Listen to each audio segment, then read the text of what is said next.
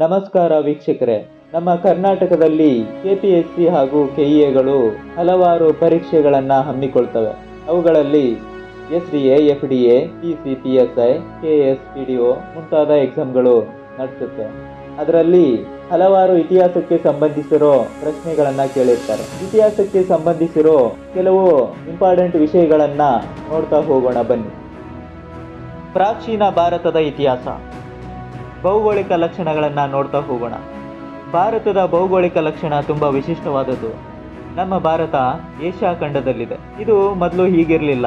ಪಾಕಿಸ್ತಾನ, ಬಾಂಗ್ಲಾದೇಶ, ನೇಪಾಳ, ಭೂತಾನ್ಗಳು ಕೂಡ ಮೊದಲು ಸೇರ್ಕೊಂಡಿದ್ದವು.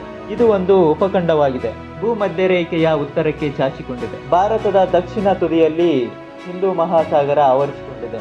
ಹಾಗೆ ನೋಡ್ತಾ ಹೋದ್ರೆ ಪೂರ್ವದಲ್ಲಿ ಬಂಗಾಳ ಕೊಲ್ಲಿ ಹಾಗೂ ಪಶ್ಚಿಮದಲ್ಲಿ ಅರಬ್ಬಿ ಸಮುದ್ರ ಮತ್ತೆ ಉತ್ತರಕ್ಕೆ ಹಿಮಾಲಯ ಪರ್ವತ ಆವರಿಸಿಕೊಂಡಿದೆ.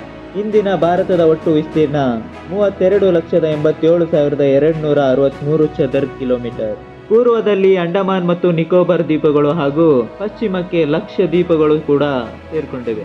ಭಾರತಕ್ಕೆ 7,516.5 ಕಿಲೋಮೀಟರ್ ಉದ್ದದ ಸಮುದ್ರ ಕರಾವಳಿ ಗಡಿ ಇದೆ. 15,200 ಕಿಲೋಮೀಟರ್ದಷ್ಟು ದೀರ್ಘವಾದ ಭೂಗಡಿ ಕೂಡ ಇದೆ.